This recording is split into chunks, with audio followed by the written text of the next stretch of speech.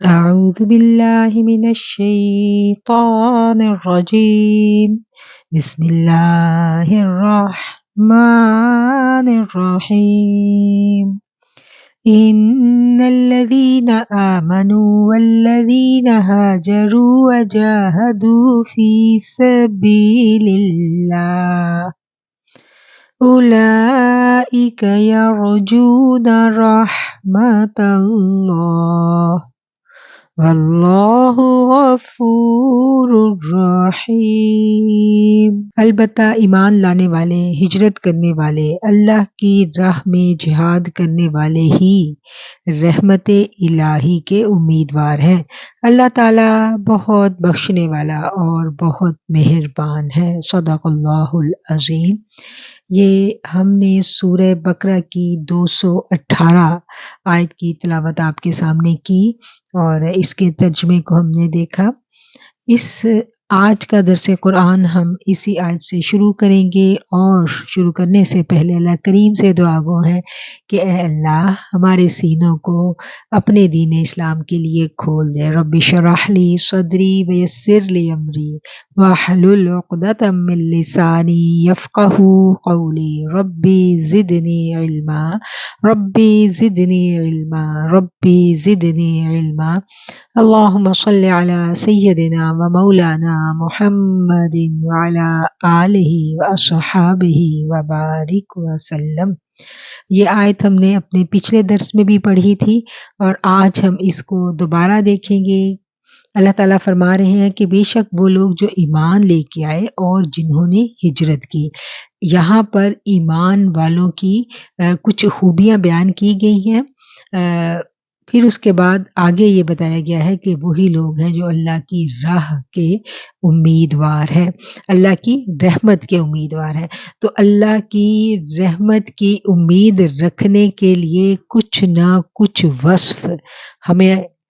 ہمیں اپنے اندر پیدا کرنے ہیں۔ اللہ کی رحمت کے ہم سب امیدوار ہیں، لیکن اگر ہم نافرمانی اور سرکشی کی راہ اختیار کریں اور اس کے بعد ہم کہیں کہ ہم اللہ کی رحمت کے امیدوار ہیں، تو یہ طریقہ کار درست نہیں ہے، کیونکہ قرآن نے یہاں پر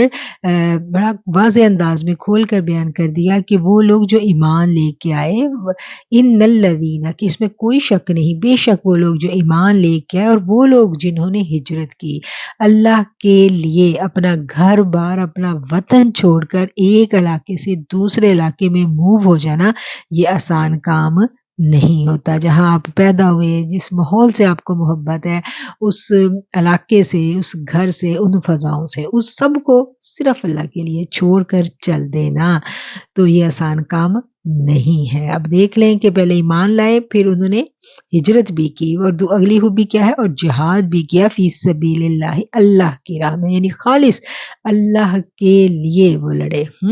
بہت بڑی قربانیاں یہ دونوں جو دی ہیں۔ پھر یہ دونوں کام کرنے کے بعد پھر انہوں نے اللہ کی رحمت کی امید رکھی۔ یہی لوگ ہیں وہ امید رکھتے ہیں اللہ کی رحمت کی۔ اب اس آیت سے جو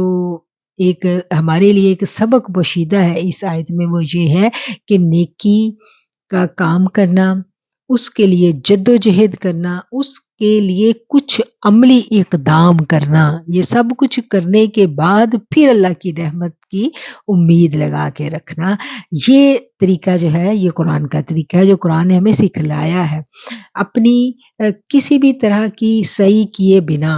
بس ہم کہنے کہ ہم اللہ کی رحمت کے امیدوار ہیں، تو ایسا نہیں ہے۔ پھر تو جزا اور سزا کا سارا سسٹم جو ہے وہی داؤ پر لگ جاتا ہے۔ جزا اور سزا کا سسٹم کیا ہے کہ جو لیس الانسان الا ما سعی، انسان کو وہی ملتا ہے جس کی وہ کوشش کرتا ہے، اور یہ کوشش کرنا، سٹرگل کرنا، جد و جہد کرنا، ہر لمحے، ہر سانس کے ساتھ ساتھ ایک ایمان والا جو ہے اس کی جد و جہد جو ہے وہ جاری رہتی ہے۔ یہ جہد مسلسل ہے۔ اسلام قبول کر لینے کے بعد ایک بالکل پیسفل لائف جو ہے نا، ایک لاپرواہی والا سکون، اس کے اگر ہم متلاشی ہیں تو ہمارا پھر جو سوچ ہے اس میں خلل ہے۔ اسلام کے بعد اسلام قبول کر لینے کے بعد کیا ہے، ایک ڈیل ہم نے اللہ کے ساتھ کر لی، ہم نے اللہ کے ساتھ ایک سودا کر لیا، ہم نے اللہ کو اپنی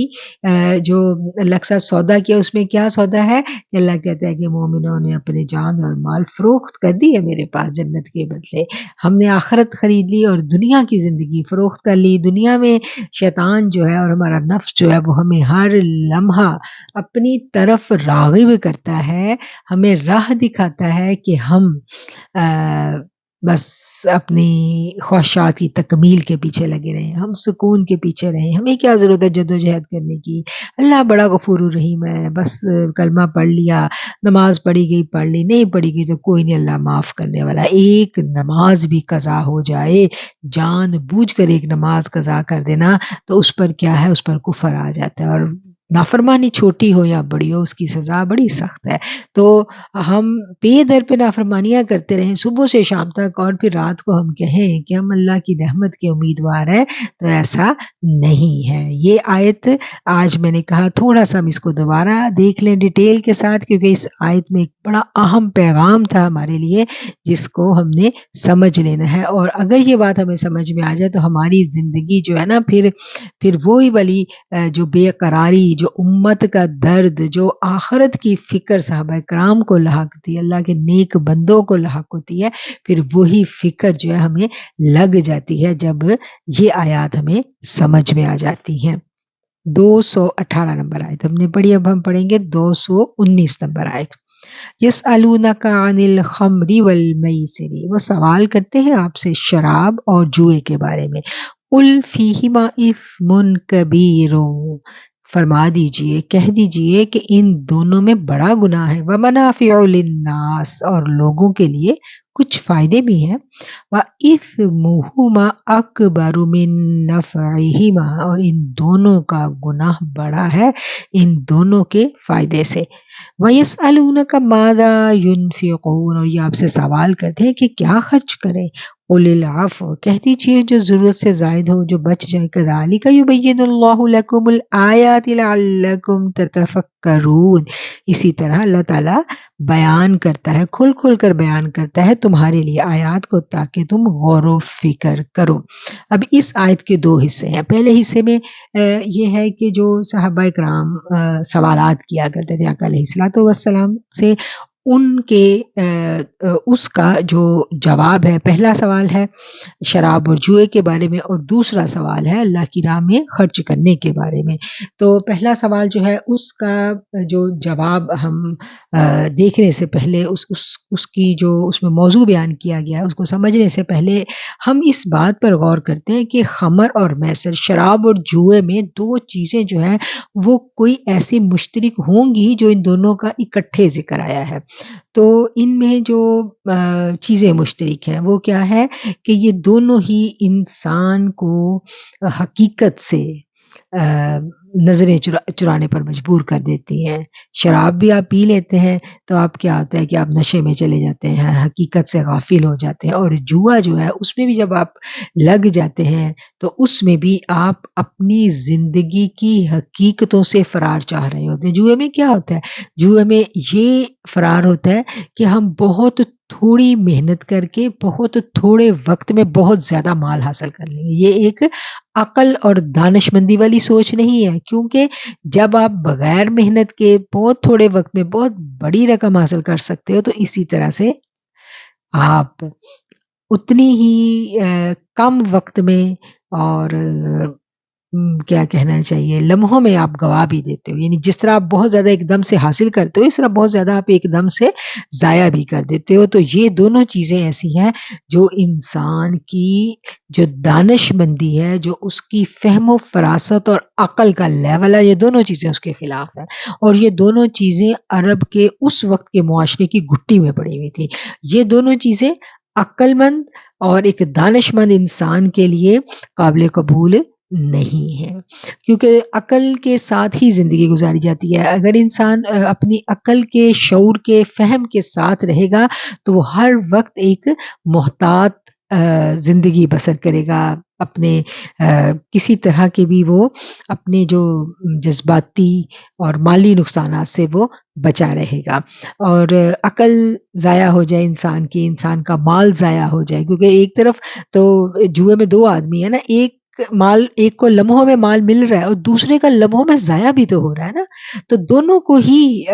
جو جس کو بغیر محنت کے ملا اس کو بھی کوئی فائدہ نہیں ہوگا، اس کو بھی اس کا وہ مال اس کے پاس خیر لے کے نہیں آئے گا، اور جس نے ہارا ہے جوئے میں وہ بھی ڈیفینیٹلی پریشانی اور اذیت میں مبتلا ہوگا۔ تو یہ دونوں چیزیں ہی انسانی عقل اور دانش کے لیے انتہائی مضر دکھائی دیتی ہیں، ان دونوں کا ذکر اکٹھے آیا ہے۔ پھر اللہ تعالیٰ کیا فرما رہے ہیں، اچھا چونکہ یہ عربوں کی گٹی میں پڑی ہوئی تھی یہ چیزیں، تو اس وجہ سے ایک دم سے شراب کی ممانعت نہیں آئی، اس میں بتدریج اس کی ممانعت آئی تھی۔ پہلے یہاں پر یہ ہے کہ اللہ تعالیٰ نے کہہ دیا کہ آپ سے شراب اور جوئے کے بارے میں پوچھتے ہیں، ان سے کہہ دیجئے کہ اس میں اسم کبیر، کہ اس میں بڑا گناہ ہے، ومنافع للناس، لیکن تھوڑے سے فائدے بھی ہیں لوگوں میں، تھوڑے سے فائدے لمحاتی فائدے ہیں نا۔ اب یہ انسان کی عقل پر چھوڑ دیا گیا کہ وہ خود فیصلہ کرے، زیادہ نقصان ہے، تھوڑا سا فائدہ ہے، تو عقل مند انسان کیا کرے گا؟ عقل مند انسان یہ کرے گا کہ وہ زیادہ فائدہ حاصل کرے گا بجائے اس کے کہ وہ تھوڑا فائدہ حاصل کرے۔ تو اب یہاں پر ایک ترغیب دلا دی گئی مسلمانوں کو کہ اس میں زیادہ نقصان ہے۔ پھر اس کے بعد اگلے آیت کے اگلے حصے میں اللہ تعالیٰ فرما رہے ہیں اِثْمُهُمَا اکبر، کہ ان دونوں کا جو گناہ ہے وہ بہت بڑا ہے، بہت زیادہ ہے ان کے نفع سے۔ اب اس کی وضاحت کر دی گئی کہ یہ ایک اچھی چیز نہیں ہے، اور کیا ہے کہ شراب کا ہمیں پتہ ہے کہ بتدریج حکم آیا تھا روکنے کا، اور ایک روز جو تھا حضرت عبد الرحمن بن عوف نے اپنے گھر میں بعض لوگوں کو بلایا، کیونکہ لوگ مسلمان ہو چکے تھے لیکن تب بھی وہ کیا کرتے تھے، وہ شراب کا استعمال جو ہے، چونکہ ان کی گٹی میں پڑا ہوا تھا، ان کے معاشرے میں یہ چیز تھی، تو وہ شراب ابھی پیتے پلاتے تھے اسلام قبول کرنے کے باوجود۔ ایک دن حضرت عبد الرحمن بن عوف جو ہے انہوں نے اپنے ساتھیوں کو اپنے گھر بلایا اور ان کو شراب پیش کی، وہ سب شراب پی کر مست ہو گئے، تو شام کی نماز کا وقت ہو گیا، انہی میں سے ایک صاحب نے امامت کروائی اور سورہ کافرون کی تلاوت شروع کی، اور بجائے لا اعبد ما تعبدون، میں ان کی عبادت نہیں کرتا جن کی تم عبادت کرتے ہو، کی جگہ پڑھ دیا اعبد ما تعبدون، کہ میں بھی انہی کی عبادت کرتا ہوں جن کی تم کرتے ہو۔ تو اسی وقت پھر یہ حکم آ گیا، کیا حکم آ گیا؟ لا تقربوا الصلاة وانتم سکارا، کہ تم نماز کے قریب مت جانا جب کہ تم نشے کی حالت میں ہو۔ اچھا اب کیا تھا کہ اب صرف اور صرف شراب کی مذمت جو ہے صرف نشے کی حالت میں آئی، ٹھیک ہے، اور نشے کے علاوہ جو ہے نماز، جب آپ نماز نہیں پڑھ رہے تو پھر آپ شراب پینے کی ابھی اجازت تھی، بتدریج اتارا گیا نا۔ پہلے تو یہ کہہ دیا گیا کہ اس میں جو ہے وہ نقصان زیادہ ہے، نفع کم ہے، پھر یہ جب لوگوں نے پھر بھی پی رہے ہیں اور گھروں میں پرابلمز بتایا شروع ہو گیا، یعنی تلاوت میں زبان لڑکھڑانے لگ گئی، تو پھر اللہ نے کہہ دیا کہ تم نماز کے قریب مت جانا، وانتم سکارا، کہ تم نشے کی حالت میں ہو، کہ مطلب یہ کہ جو تم کہہ رہے ہو تمہیں اس کا پتہ ہی نہ چلے۔ اچھا یہ آیت جو ہے نا لا تقربوا الصلاة وانتم سکارا، یہ بڑی آیت اگر ہم اس پہ غور کریں نا تو ہمارے اپنے دل دہل جاتے ہیں، کیونکہ اللہ کہتا ہے کہ تم نشے کی حالت میں نہ جانا، کہ جو تم کہہ رہے ہو، زبان سے جو تم الفاظ ادا کر رہے ہو، تمہیں اس کا پتہ ہی نہ ہو کہ تم کیا کہہ رہے ہو۔ یہ سورہ نساء کی آیت ہے جس میں اللہ تعالیٰ نے فرمایا تھا نا کہ یا ایھا الذین آمنوا لا تقربوا الصلاة وانتم سکارا حتی تعلموا ما تقولون، اے ایمان والو تم نماز کے قریب مت جانا جب تم نشے کی حالت میں ہو، یہاں تک کہ سمجھ سکو کہ جو تم کہہ رہی ہو۔ تو نشہ جو ہے نا وہ صرف اور صرف شراب کا ہی ہوتا ہے کہ جب ہمیں پتہ چلتا ہے کہ ہم کیا کہہ رہے ہیں کیا نہیں کہہ رہے۔ آج تو ہمارے اوپر، آج اگر ہم دیکھیں تو ہم جب نماز پڑھ کے ہٹتے ہیں، خود اپنی زبانوں سے تنہائی میں اکیلے میں بھی ہم نماز پڑھیں تو سلام پھیر کے ہمیں یاد ہی نہیں ہوتا، کہ ہم نے کون سی صورت کی تلاوت کی ہے، ہم نے کون سی صورت پڑھی ہے۔ اتنے نشے ہیں ہمارے ذہنوں میں جن میں ہم کھوئے ہوئے ہوتے ہیں۔ بہت ساری سوچیں ایسی ہوتی ہیں جو ہماری ذہنوں کو الجھائے ہوئے ہوتی ہیں، اور ہم زبان سے ادائیگی فٹافٹ کر رہے ہوتے ہیں۔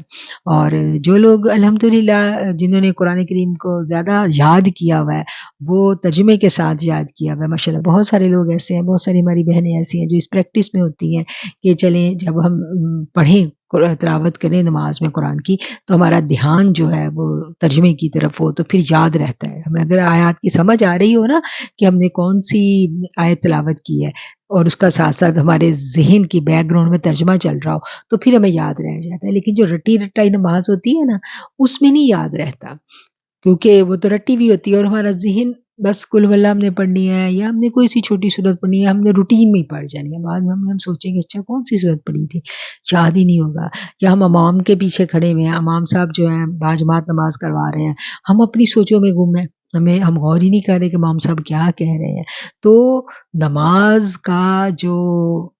کی جو عبادت ہے، یہ ایک بہت بڑی ذمہ داری کی عبادت ہے۔ اس میں ہمیں پوری کی پوری جو کیا کہنا چاہیے، اللہ سے ملن ہوتا ہے، یہ معراج ہوتی ہے مومن کی، اس میں اللہ سے ملاقات ہوتی ہے۔ تو اس کو بڑا کانشیسلی جو ہے نا ہمیں ادا کرنا ہے، سوچ سمجھ کے کرنا ہے۔ یہ ہم سورہ نساء کی جو آیت ہے، ہم اس کی ڈیٹیل میں چلے گئے، ہم واپس اپنی جو آیت ہم پڑھ رہے ہیں ہم اس پر آتے ہیں کہ یہ آپ سے سوال کرتے ہیں شراب اور جوئے کے بارے میں، کہہ دیجئے کہ ان دونوں میں بڑا گناہ ہے، اور اس میں کچھ فائدے بھی ہیں لوگوں کے لیے، اور لیکن ان کا جو گناہ ہے وہ ان کے فائدے سے بہت زیادہ ہے۔ ٹھیک ہے، یہاں پر لوگوں کو متنبع کر دیا گیا، لوگوں کی تربیت ہو رہی ہے، اور پھر آگے جا کے اس کا کہا جائے گا کہ نماز اس حالت میں نہیں پڑھنی۔ پھر اس کے بعد جو ہے کیا ہوا تھا، پھر ایک دفعہ ایک صحابی تھے اتبان بن مالک، ان کے گھر ایک محفل ہو رہی تھی، اور وہاں پر شراب چل رہی تھی، اور شراب کے نشے میں دھت تھے لوگ، اور ایسے میں ایک جو صاحب تھے انہوں نے انصار مدینہ کی ہجو میں کچھ اشعار کہہ دیے۔ تو ایک انصاری جو تھا اس کو سن کے غصہ آ گیا، اور اس نے ایک اونٹ کے جبڑے کی ہڈی، بڑی کافی مضبوط ہڈی ہوتی ہے، وہ پکڑی اور ان کے سر پہ دے ماری، جس سے جھگڑا جو تھا وہ بڑھ گیا، اور پھر معاملہ آقا علیہ الصلوۃ والسلام کی خدمت میں پیش ہوا۔ اور حضرت عمر رضی اللہ تعالیٰ عنہ نے پھر اس صورتحال کو دیکھ کے پھر انہوں نے اللہ تعالیٰ سے دعا کی، اللہ سے التجا کی کہ اے اللہ شراب کے بارے میں واضح حکم نازل کر دیجئے۔ تو پھر یہ جو آیت تھی نا شراب کی ممانعت کی، پھر وہ والی آیات جو ہے سورہ مائدہ ہی کی، پھر سورہ مائدہ میں جو آیت نمبر 90 ہے، اس میں اللہ تعالیٰ نے کہا تھا نا کہ یا ایھا الذین آمنوا انما الخمر والمیسر والانصاب والازلام رجس من عمل الشیطان فاجتنبوه لعلکم تفلحون۔ اے ایمان والو، شراب اور جوا اور بت اور پن سے ناپاک ہے، یہ شیطان کے کام ہیں، تم ان سے بچتے رہنا۔ فاجتنبوه، تم ان سے اجتناب کرو، ان سے بچو۔ لعلکم تفلحون، تاکہ تم فلاح پاؤ۔ یہاں پھر مکمل طور پر ان باتوں کو شیطان کے عمل کہہ کے اللہ تعالیٰ نے ان پر پابندی لگا دی۔ یہاں پر یہ اصول اور یہ قانون واضح کر دیا کہ تم مومنوں نے، ایمان والوں نے ان بری چیزوں سے بچ کر رہنا ہے، اور یہ اسلام میں پھر حرام ہو گئی۔ تو کیا ہے، بتدریج یہ سارے کے سارے احکامات آئے تھے۔ سب سے پہلے اللہ تعالیٰ نے بتا دیا ان کی حرمت، ان میں نفع کم ہے اور نقصان زیادہ، اور اس میں گناہ زیادہ ہے۔ پھر اس کے بعد اللہ نے کہہ دیا کہ شراب کی حالت میں تم نے نماز کے قریب نہیں جانا۔ پھر کیا تھا کہ شراب کی حالت میں لوگ نماز کے قریب نہیں جاتے تھے، مطلب نماز کے ٹائم پہ شراب اسے اوائڈ کرتے تھے، لیکن نجی محفلوں میں شراب چل رہی تھی۔ اور پھر یہ جو واقعہ ہوا جس میں اس نے اشعار پڑھے، اور جو انصار تھے اور جو مہاجر تھے ان کے درمیان جو تھی وہ جو لڑائی ہوئی، اور اس کے بعد پھر اللہ تعالیٰ نے حضرت عمر رضی اللہ تعالیٰ عنہ کی دعا پر یہ مکمل اس کی حرمت کی آیات آ گئیں، اور پھر شراب جو ہے وہ مکمل طور پر مسلمانوں کے لیے حرام قرار دے دی گئی۔ اچھا، اب اسی آیت کا اگلا حصہ ہم دیکھتے ہیں، وَيَسْأَلُونَكَ مَاذَا يُنْفِقُونَ، اور یہ سوال کرتے ہیں آپ سے کہ وہ کیا خرچ کریں۔ قُلِ الْعَفْوَ، فرما دیجئے جو ضرورت سے زیادہ ہو، جو بچ جائے۔ كَذَلِكَ يُبَيِّنُ اللَّهُ، اسی طرح اللہ تعالیٰ اپنی آیات تمہارے لیے بیان کرتا ہے، کھول کھول کر بیان کرتا ہے تاکہ تم غور و فکر کرو۔ اب جو اللہ کی راہ میں خرچ کرنا ہے اس کے بارے میں جب لوگوں نے سوالات کرنے شروع کیے تو پھر اللہ تعالیٰ نے جو قانون بنا دیا وہ یہ بنا دیا کہ جو تمہاری ضرورت سے زیادہ ہے، اب اپنی جو ضرورتیں ہیں اس کا تعین ہر انسان نے خود کرنا ہے کہ میری ضرورت کہاں تک ہے۔ اس کے اوپر مسلمان کے ہاتھ میں فیصلہ دے دیا گیا، وہ اس چیز کا فیصلہ خود کرے گا کہ اس کے لیے یعنی اپنی لیونگ، وہ اپنی انکم کے مطابق وہ اپنی لیونگ سیٹ کرے گا، اور اس میں اسراف نہ ہو، اس میں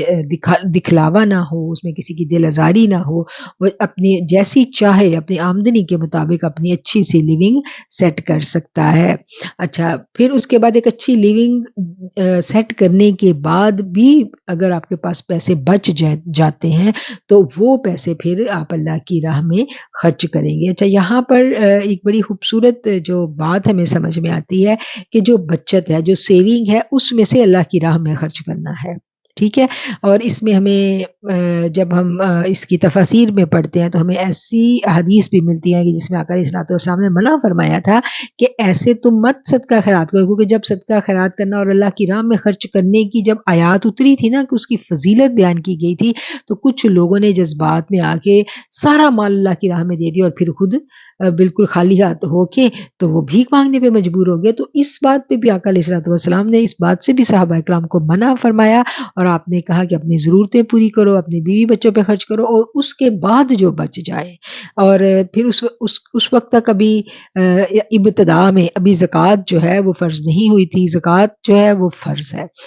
وہ تو جو بچت ہے اس کے اوپر لازمی آپ نے 2.5% دینا ہی دینا، اس کی کوئی چھوٹ نہیں ہے، وہ تو آپ نے ہر سال نکالنا ہی نکالنا۔ اس کے علاوہ جو نفلی صدقات ہیں اس کی کوئی حد مقرر نہیں ہے، وہ جتنا بھی آپ کر سکتے ہیں آسانی کے ساتھ کر سکتے ہیں، کیونکہ جب ہم دیکھتے ہیں کہ یہ جو نفلی صدقات ہیں اس کی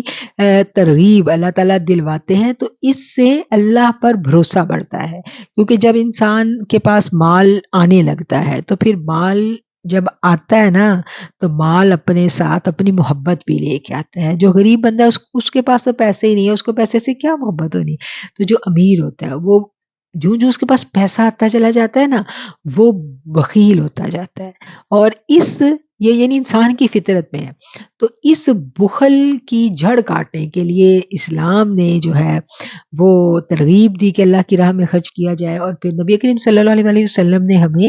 دعا مانگنی بھی سکھائی۔ وہ دعا ہے نا، اللہم انی اعوذ بک من الہم والحزن واعوذ بک من البخل والجبن،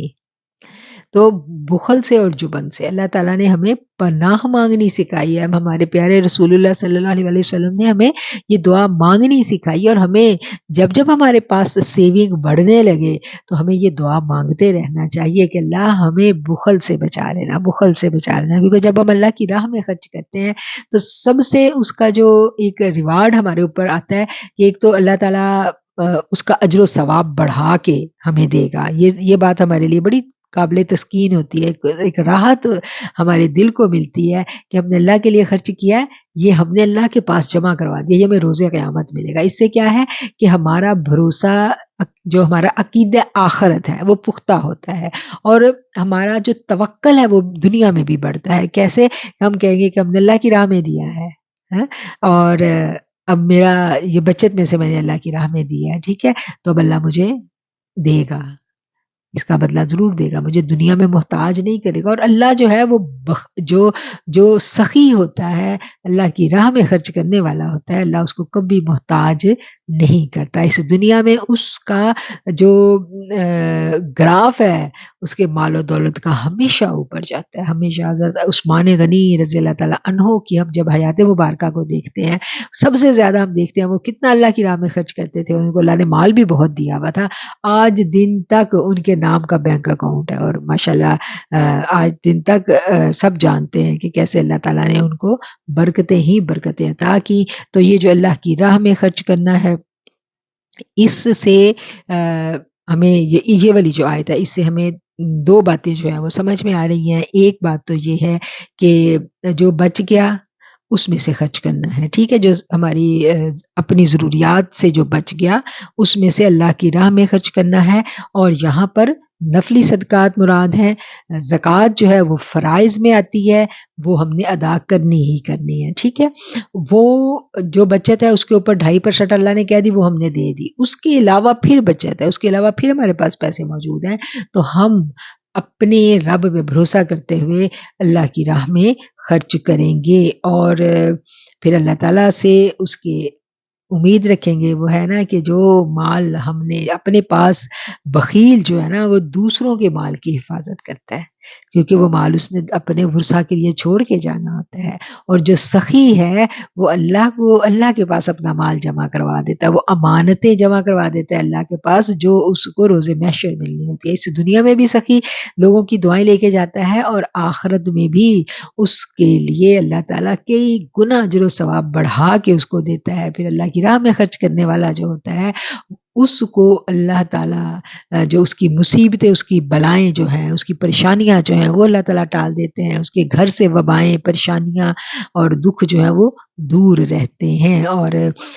جو سخی جو ہوتا ہے وہ شیطان کے نرغے سے بھی محفوظ رہتا ہے، کیونکہ اس کا بھروسہ اور توکل اللہ پر بہت زیادہ ہو جاتا ہے۔ پھر آگے اللہ کہتا ہے کہ میں اپنی آیات تمہارے لیے کھول کر بیان کرتا ہوں تاکہ تم غور و فکر کرو۔ فی الدنیا والآخرہ،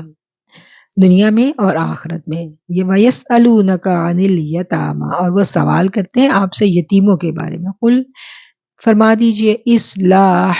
لہم خیر، اصلاح کرنا، خیر خواہی کرنا ان کے لیے اچھا ہے۔ وَإِن تُخَالِطُوهُمْ فَإِخْوَانُكُمْ، اور اگر تم ملا لو ان کو تو وہ تمہارے بھائی ہیں۔ وَاللَّهُ يَعْلَمُ الْمُفْسِدَ، اور اللہ جانتا ہے فساد کرنے والے کو، مِنَ الْمُصْلِحِ، اصلاح کرنے والے کو۔ وَلَوْ شَاءَ اللَّهُ لَأَعْنَتَكُمْ، اور اگر اللہ چاہتا البتہ مشکل میں ڈال دیتا تم کو۔ ان اللہ عزیز حکیم، بے شک اللہ غالب بھی ہے، زبردست ہے اور حکمت والا ہے۔ اب یہ جو آیات جو ہیں یہ ہم دیکھتے ہیں کہ جب ابتدا میں اللہ تعالیٰ نے یعنی اسلامی معاشرے کی سیٹ اپ کے لیے جب قوانین آنے شروع ہوئے تو اس میں یہ تھا کہ چونکہ جو معاشرے کے، جو سوسائٹی کے لوگ جو فوت ہو جاتے تھے، شہید ہو جاتے تھے، ان کے جو بچے تھے اور چھوٹے بچے ہوتے تھے اور ان کا مال و متاع ہوتا تھا، تو اللہ تعالیٰ جو وہاں کے جو لوگ تھے وہ جو یتیموں کے سرپرست تھے، جو قانونی طور پر جو ان کے خاندان والے تھے، اس میں 2 طرح کے لوگ تھے۔ ہر ایک وہ طبقہ تھا کہ جو یتیم کے مال کو ہڑپ کرنے والا، مطلب کہ وہ اس کے اوپر قبضہ جما لینا اور یتیم کو اپنے گھر میں ہی رکھ کے اس کا مال اپنے مال میں شامل کر لینا اور پھر یتیم کی سرپرستی بھی کرنا، لیکن اس میں وہ پھر یتیم کے ساتھ انصاف نہیں کرتے تھے، وہ زیادتی کرتے تھے، اس کا مال کھا جاتے تھے اور اس کو بے بسی میں اور قسم پرسی کی حالت میں اس کی پرورش کرتے تھے۔ اچھا، اور جو ایسے لوگ، جب یہ والی جو صورتحال تھی اس پر پھر اسلام نے بہت سختی سے حکم کر دیا کہ پیچھے ہم نے آیت پڑھی کہ یتیم کے مال کے قریب بھی مت جانا۔ تو وہ جو پھر لوگوں نے کیا کیا کہ جیسے یتیم، جب ایک خاندان کا ایک بچہ یتیم ہو کے گھر آ گیا، اس کا مال بھی آ گیا، تو اس کا اب جو اس کا خرچہ جو ہے وہ اپنے خرچے میں ملا لیتے تھے اور مکس کھانا یعنی بن رہا ہے گھر میں سارا کچھ، تو وہ اس میں انصاف قائم نہیں رکھا جا رہا تھا۔ اور جب اللہ نے کہہ دیا کہ یتیم کے مال کے بھی قریب نہیں جانا تو انہوں نے یتیموں کی ہانڈیاں بھی الگ کر دی اور ان کو بالکل سیپریٹلی، ڈر گئے نا تو اس کا سیپریٹ حساب رکھ لیا۔ اچھا، اب اس میں یہ تھا کہ کچھ لوگ جو یتیموں کا جو مال تھا، یعنی اگر ایک بھائی کا بچہ یتیم ہو کے آ گیا ہے تو جو بھائی کا مال اس کو اپنے بزنس میں لگا لیا، اس کے اوپر بھی پھر جو پروفٹ تھا اس میں سے اس کے لیے یہ یتیم کا حصہ اور اپنی جو لیبر تھی وہ نکال کے، مطلب وہ کام چل رہا تھا۔ لیکن یہ نیک نیت لوگ تھے، یہ جو نیک نیت لوگ تھے یہ نیک نیتی کے ساتھ ان کے مال سے تجارت کر رہے تھے اور ان کا جو منافع تھا وہ انہی کے نام پر وہ جمع ہو رہا تھا۔ تو یہ جو نیک نیت لوگ تھے، انہوں نے بھی جب وہ والی آیات نازل ہوئی نا کہ دیکھو یتیم کے مال کے بھی قریب مت جانا، تو انہوں نے بھی اس سے ہاتھ اٹھا لیا اور لوگ محتاط بہت زیادہ ہو گئے۔ تو پھر یہ والی آیات آئیں اور اس میں یہ کہا گیا کہ اللہ تعالیٰ جانتا ہے، جو خیر کرنے والا ہے اس کو بھی اللہ جانتا ہے، اور جس کے دل میں یعنی شرارت ہے اس کو بھی اللہ جانتا ہے، ٹھیک ہے۔ تو پھر اس میں فساد کرنے والے کو اور اصلاح کرنے والے کو اللہ تعالیٰ جانتا ہے، اور اللہ تعالیٰ جو ہے اس کو پھر کیا کہنا چاہیے، جو پچھلی جو آیت آئی تھی سختی کرنے کی کہ قریبی بھی مت جانا، اور یہاں پر پھر جو محتاط رویہ نیک لوگوں نے اپنایا اس پر انہیں جو ہے وہ تھپکی دی جا رہی ہے ایک قسم کی، کہ کہہ دیجئے کہ ان کی خیر خواہی بہتر ہے، تم اگر ان کا مال اپنے مال میں ملا بھی لو تو وہ تمہارے بھائی ہیں، بد نیت اور نیک نیت ہر ایک کو اللہ خوب جانتا ہے، کہ یعنی جس طرح پہلے تم ملا کے ان کے ساتھ تجارت وغیرہ کا کام کر رہے تھے، اگر ایسا تم کرتے رہو نیک نیتی کے ساتھ تو اللہ تعالیٰ تمہاری نیتوں کو جانتا ہے۔ تو پھر یہ بات جو ہے ہمیں سمجھ میں آ گئی کہ جو بھی کام نیک نیتی کے ساتھ کیا جائے، اچھے طریقے سے کیا جائے، اس کی نیت کو اللہ جانتا ہے، اور اس وقت اس زمانے میں تو پھر ساتھ ہی آیات بھی اتر آیا کرتی تھی نا، سب کے پردے جو ہیں وہ فوراً فاش ہو جایا کرتے تھے۔ ان اللہ عزیز حکیم، وہ اللہ جو ہے وہ غالب بھی ہے اور حکمت والا بھی ہے۔ وَلَا تَنْكِحُوا الْمُشْرِكَاتِ حَتَّى يُؤْمِنَّ، اور تم مشرک عورتوں سے نکاح مت کرو یہاں تک کہ وہ ایمان لے آئیں۔ وَلَأَمَةٌ مُؤْمِنَةٌ خَيْرٌ مِّن مُشْرِكَةٍ وَلَوْ أَعْجَبَتْكُمْ، اور البتہ لونڈی جو کہ مومن ہو، ایمان والی ہو، بہتر ہے مشرک عورت سے، اور اگرچہ وہ تمہیں اچھی لگے۔ وَلَا تُنْكِحُوا الْمُشْرِكِينَ، اور نہ تم نکاح کر دو مشرک مردوں کو، حَتَّى يُؤْمِنُوا، یہاں تک کہ وہ ایمان لے آئیں۔ وَلَعَبْدٌ مُؤْمِنٌ خَيْرٌ مِّن مُشْرِكٍ وَلَوْ أَعْجَبَكُمْ، اور البتہ غلام مومن بہتر ہے مشرک مرد سے اگرچہ وہ تم کو پسند آ جائے۔ أُولَئِكَ يَدْعُونَ إِلَى النَّارِ، یہ وہ لوگ ہیں جو بلاتے ہیں آگ کی طرف۔ وَاللَّهُ يَدْعُو إِلَى الْجَنَّةِ وَالْمَغْفِرَةِ بِإِذْنِهِ، اور اللہ بلاتا ہے جنت کی طرف اور بخشش کی طرف اپنے اذن سے۔ وَيُبَيِّنُ آيَاتِهِ، اور وہ کھول کھول کر بیان کر دیتا ہے اپنے آیات کو، لِلنَّاسِ لَعَلَّهُمْ يَتَذَكَّرُونَ، لوگوں کے لیے تاکہ وہ نصیحت پکڑیں۔ یہاں پر غیر مسلم جو مشرک لوگوں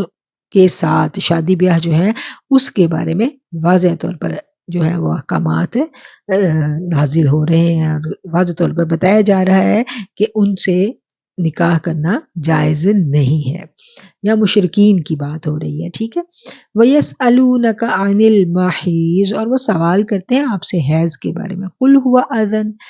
کہہ دیجئے کہ وہ تو نجاست ہے، اذن تکلیف ہے۔ فَاعْتَزِلُوا النِّسَاءَ، تو اعراض برتو، الگ رہو عورتوں سے، فی المحیض، حیض کے دنوں میں۔ وَلَا تَقْرَبُوهُنَّ حَتَّى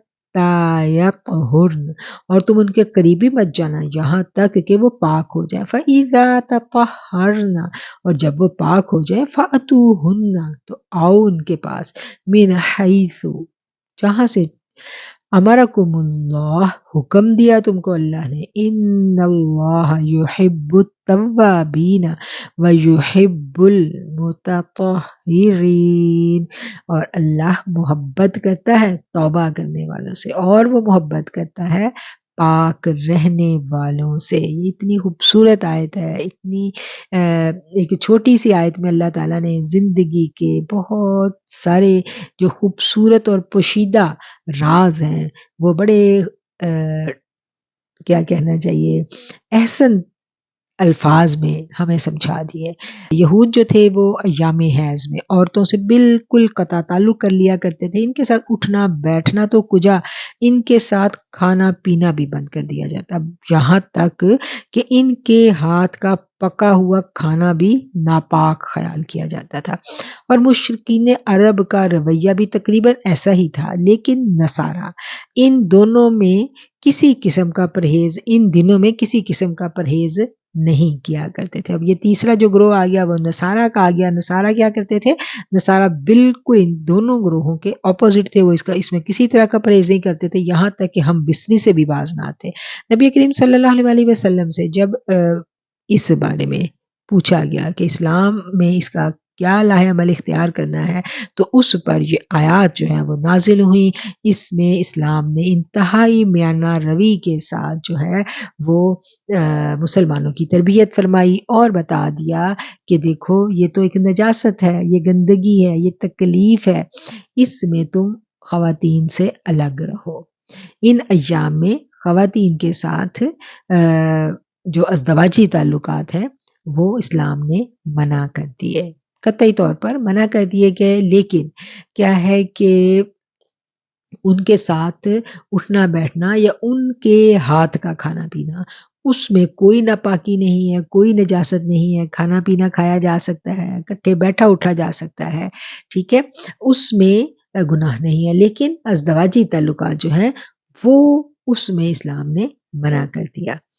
اچھا، اب ہم ان آیات پر جب غور کرتے ہیں تو ہمیں پتہ چلتا ہے وَلَا تَقْرَبُوهُنَّ حَتَّى يَطْهُرْنَ، کہ جب تک وہ پاکیزہ نہ ہو جائیں تب تک ان کے ساتھ مقاربت نہیں کرنی۔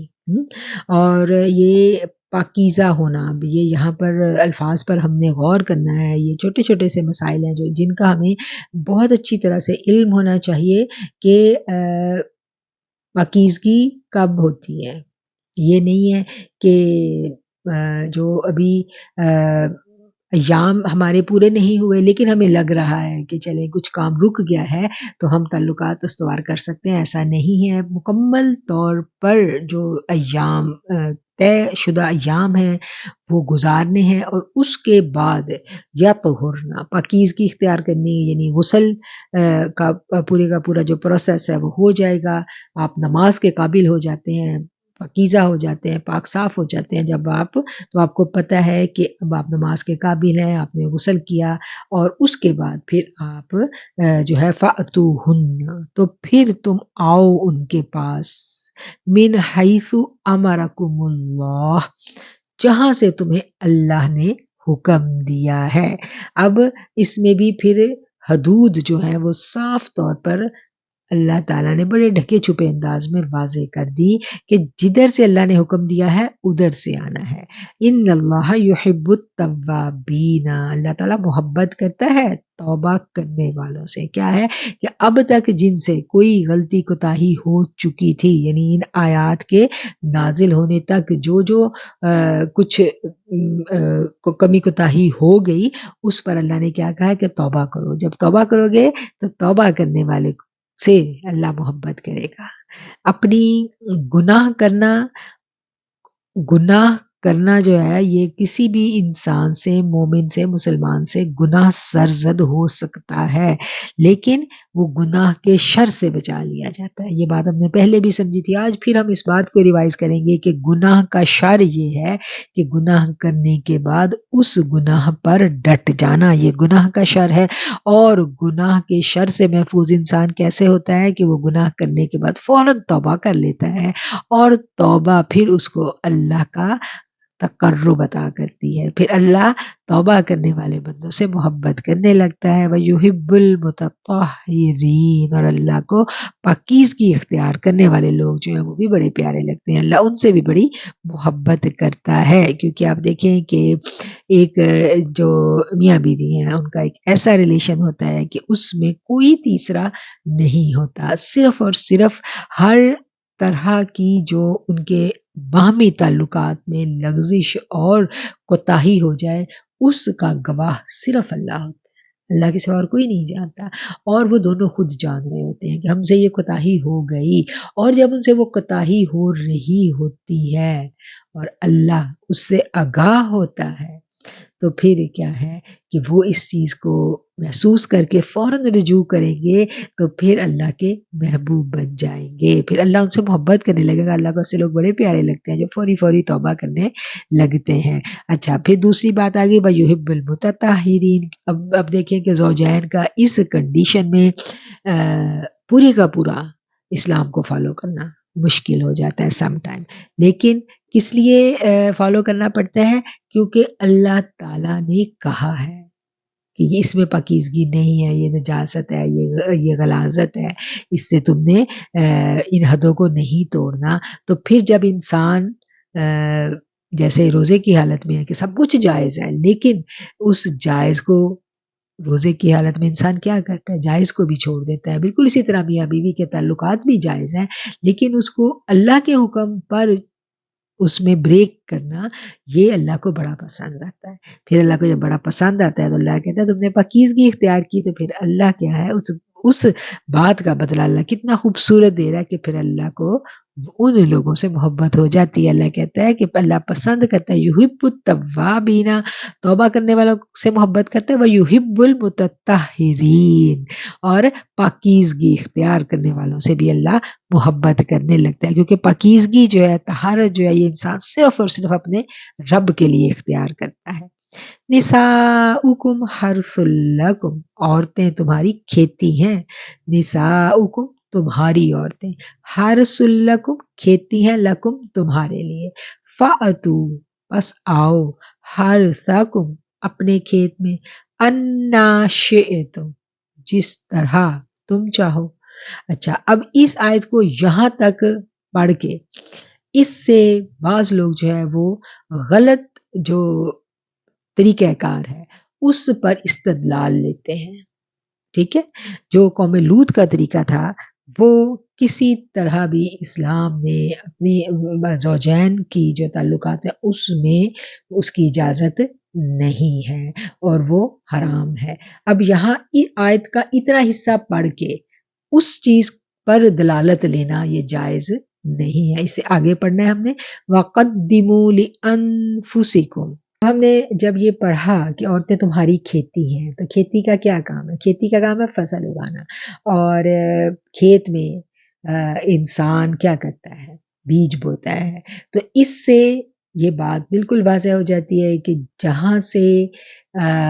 آپ کا جو زوجین کا جو تعلق ہے، جہاں سے افزائش نسل کے لیے جو طریقہ کار ہے وہی جائز ہے،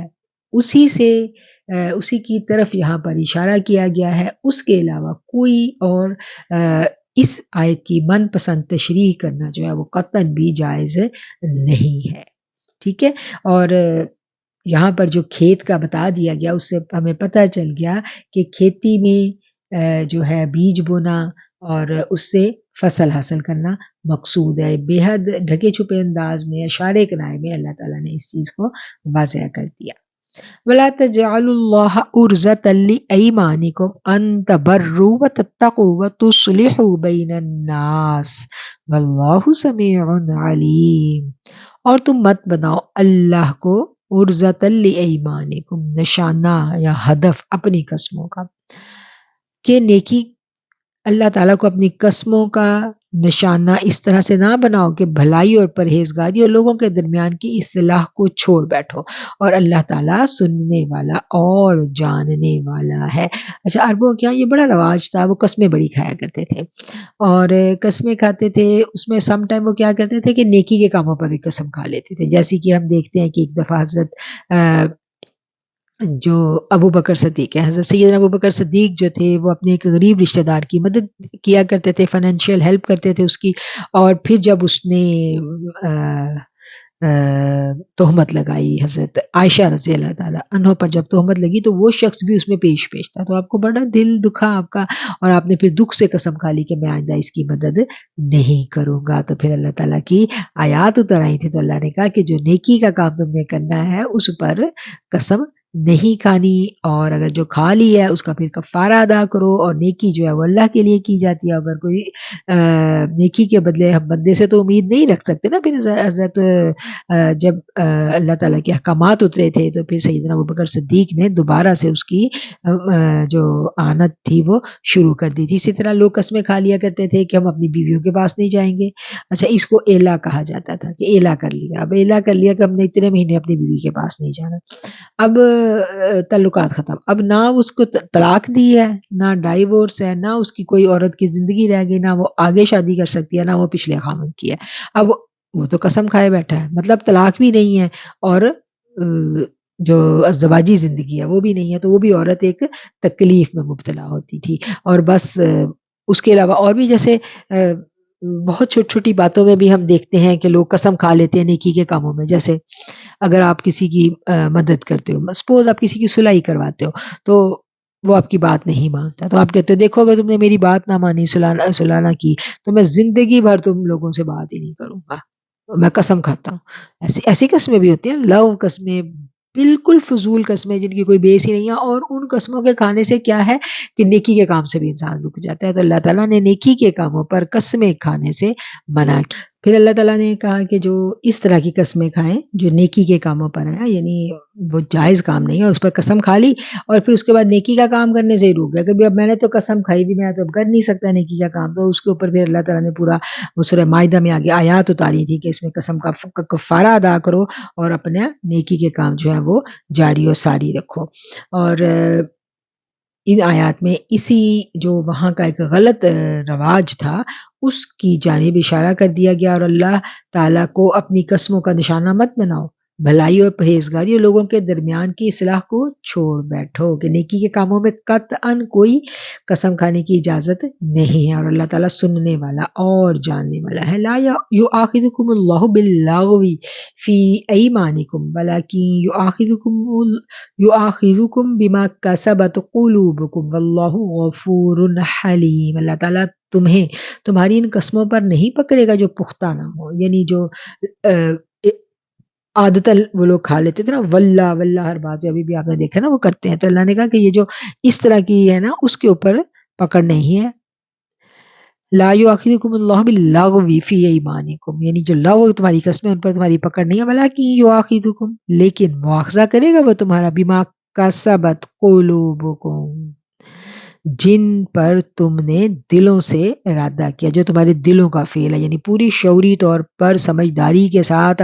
عقل کے موڈ میں آپ نے بیٹھ کے پراپر قسم کھائی ہے، تو اس کے اوپر پھر پکڑ ہے۔ واللہ غفور حلیم، اور اللہ مغفرت کرنے والا ہے اور حلیم ہے، بردبار ہے۔ للذین یؤلون من نسائہم تربص 4 اشہر فَإِن فَاءُوا فَإِنَّ اللَّهَ غَفُورٌ رَحِيمٌ، جو لوگ اپنی بیویوں سے تعلق نہ رکھنے کی قسم کھائیں ان کے لیے 4 مہینے کی مدت ہے، پھر اگر وہ لوٹ آئیں تو اللہ تعالیٰ بھی بخشنے والا اور مہربان ہے۔ اچھا، جیسا میں نے ابھی عرض کیا کہ وہ لوگ اپنی بیویوں کے ساتھ بھی لڑائی جھگڑے میں قسم کھا لیا کرتے تھے کہ اب جو ہے نا میں نے تمہارے پاس نہیں آنا، قسم اٹھا لی، اور اس کو وہ الا کرنا کہتے تھے۔ جب یہ قسم اٹھا لی جاتی تھی تو پھر نہ تو بیوی آگے نکاح کر سکتی تھی، نہ تو طلاق ہوئی ہے، نہ اس کے حقوق ادا ہو رہے ہیں، تو عورت جو ہے وہ پھنسی رہتی تھی غیر محدود وقت تک، کوئی معین ہی نہیں ہے، غیر معینہ مدت تک کے لیے وہ بیچاری پھنس گئی۔ تو اس کے اوپر پھر اسلام نے بڑا سخت جو ہے یہ ایکشن لیا ہے، ہم دیکھتے ہیں بڑی زبردست یہ یہاں پر ایک اصول وضع کر دیا گیا کہ جو یہ والی قسم کھائیں، الا کریں، جس کو لوگ الا کرنا کہتے تھے، اگر کوئی شخص یہ کر لے تو اس کے لیے پھر 4 مہینے کی مدت ہے۔ ان کو ٹائم جو ہے نا وہ ان کو بتا دیا گیا کہ اگر 4 مہینے سے زیادہ کرو گے تو یہ جائز نہیں ہے، تو میکسیمم جو ہے یہ 4 مہینے کی مدت دے دی گئی کہ 4 مہینے سے زیادہ تم کسی عورت کو لٹکا نہیں سکتے، تم نے فیصلہ کرنا ہے کہ اس کے ساتھ رہنا ہے کہ نہیں رہنا، اگر نہیں رہنا ہے تو اس کو رخصت کرو، اس کو ڈائیورس کرو، اس کو طلاق دو، اور اگر رہنا ہے تو پھر اس کے ساتھ اچھے طریقے کے ساتھ اس کے حقوق کو ادا کرتے ہوئے اس کو اپنے گھر میں رکھو۔ تو یہاں پر 4 مہینے کی مدت اللہ نے مقرر کی، ٹھیک ہے۔ اچھا، اس سے ہمیں ایک اور بات سمجھ میں آتی ہے کہ 4 مہینے سے زیادہ کسی عورت کو لٹکانا جائز نہیں ہے، اور اس کو ہم دیکھتے ہیں کہ حضرت سیدنا عمر رضی اللہ تعالیٰ عنہ کا دور ہے، اور آپ کی پیاری بیٹی حضرت حفصہ جو تھیں وہ آقا علیہ الصلوۃ والسلام کی زوجہ رہ چکی تھی، تو لوگ جو تھے وہ آقا علیہ الصلوۃ والسلام کے وصال کے بعد جو خلفاء ہوا کرتے تھے وہ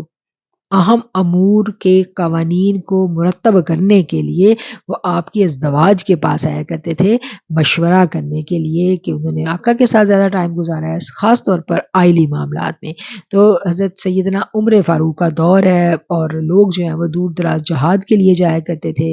لشکر بھیجے جاتے تھے اور بڑی مدت لگ جاتی تھی۔ تو ایسے میں پھر حضرت عمر نے اپنی بیٹی سے پوچھا کہ آپ مجھے بتائیں کہ ایک خاتون جو ہے وہ کتنا عرصہ اپنے شوہر کے بغیر رہ سکتی ہے اپنی عصمت کی حفاظت کے ساتھ؟ پاک دامنی کے ساتھ ایک عورت میکسیمم کتنا ٹائم رہ سکتی ہے؟ تو سیدنا حفصہ نے پھر کہا تھا 4 مہینے۔ پھر آپ نے جو آپ لشکر روانہ کیا کرتے تھے، پھر آپ نے اس میں وقت جو تھا وہ مقرر کر دیا کہ یعنی باریاں لگا دیتے تھے کہ 4 مہینے کے بعد لازمی چھٹی ملے گی فوجی کو اور وہ اپنے گھر اپنی بیوی کے پاس آئے گا۔ تو یہ غالباً انہوں نے جو حضرت حفصہ نے جو دلیل دی تھی یا استدلال لیا ہوگا وہ انہوں نے اسی آیت سے لیا ہوگا کہ 4 مہینے سے زیادہ کسی عورت کو لٹکانا جائز نہیں ہے۔ فَإِن فَاءُوا، پھر اگر وہ رجوع کر لیں، وہ لوٹے، تو بے شک اللہ بخشنے والا اور مہربان ہے۔ اچھا، اب ان آیات کو جب ہم غور و فکر کرتے ہیں ان پر تو ہمیں یہ سمجھ میں آتی ہے کہ 4 مہینے سے زیادہ جو بیویاں چھوڑ کے دوسرے ممالک میں جو رہنا ہے وہ بھی بڑی قابل غور بات ہے کہ پیچھے آگے یعنی شوہر بھی بیوی بھی وہ اپنی پاک دامنی کو کیا سنبھال سکتے ہیں، اور اگر وہ کچھ ایسا ان سے ہو جاتا ہے تو اس کا ذمہ وار کون ہے پھر؟ تو یہ بات بھی واضح ہونی چاہیے۔ اسلام کا یہ طریقہ کار قطعاً نہیں ہے، اسلام کا یہ مزاج نہیں ہے۔ اسلام نے زوجین کو جو ہے وہ اکٹھے رہنے کی ہی ترغیب دی ہے، اور یہ جو بے راہ روی اور جو گناہ کے کام ہیں اس طرح کی صورتحال میں زیادہ فروغ پا سکتے ہیں اور معاشرے میں فساد کا باعث بن سکتے ہیں۔ اور یہ بات جو ہے ہمیں پتہ ہونی چاہیے کہ قرآن نے 4 مہینے کی مدت جو ہے وہ بتائی ہے۔ وَإِنْ عَزَمُوا الطَّلَاقَ فَإِنَّ اللَّهَ سَمِيعٌ عَلِيمٌ، اور اگر تم طلاق کا اگر وہ عزم کر لیں کہ انہوں نے طلاق کا ارادہ کیا ہے تو بے شک اللہ سننے والا اور جاننے والا ہے۔ وَالْمُطَلَّقَاتُ يَتَرَبَّصْنَ بِأَنفُسِهِنَّ 3 قُرُوءٍ وَلَا يَحِلُّ لَهُنَّ أَن يَكْتُمْنَ مَا خَلَقَ اللَّهُ فِي أَرْحَامِهِنَّ إِن كُنَّ يُؤْمِنَّ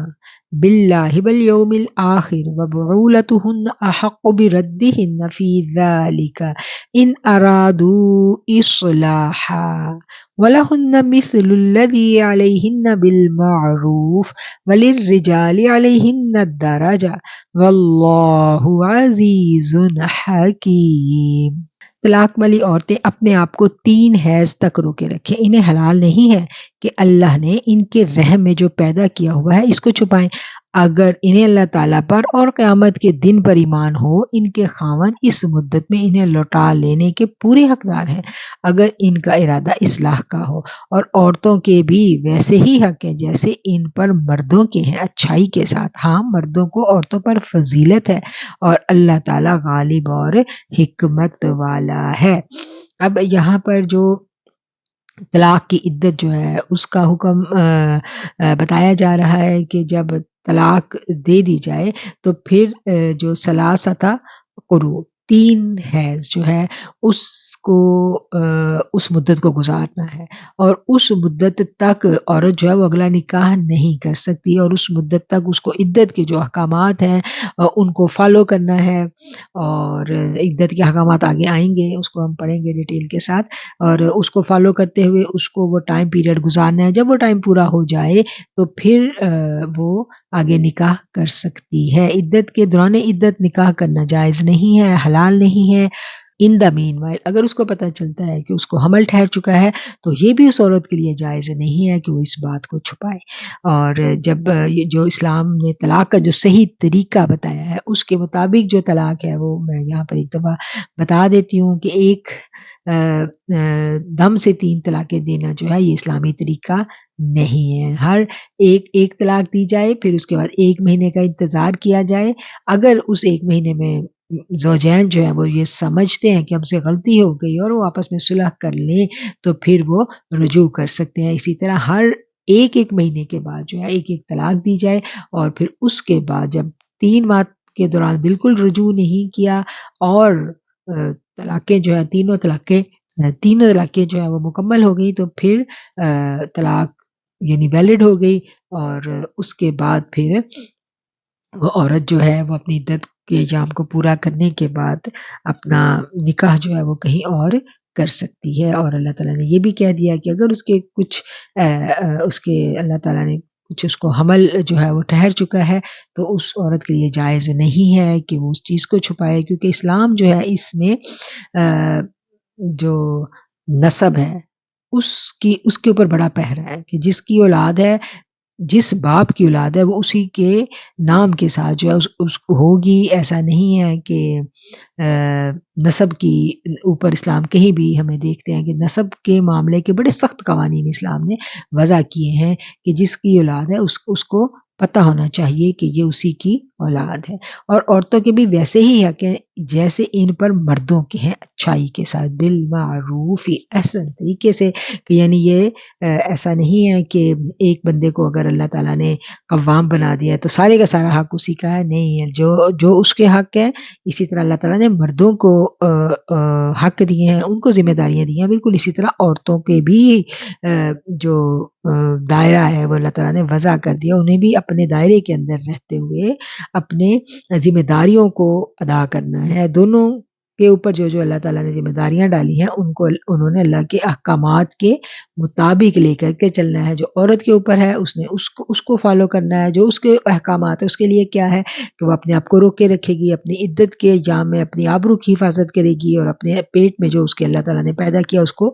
نہیں چھپائے گی، اور ان دا مین وائل وہ نہ چھپی دوستیاں لگائے گی، اور نہ ہی وہ کسی کے ساتھ خفیہ ریلیشن میں رہے گی، نہ ہی وہ زیب و زینت اختیار کرے گی۔ عدت کے پورے احکامات جو ہیں ڈیٹیل کے ساتھ آگے ہم انشاءاللہ سے پڑھیں گے۔ تو سب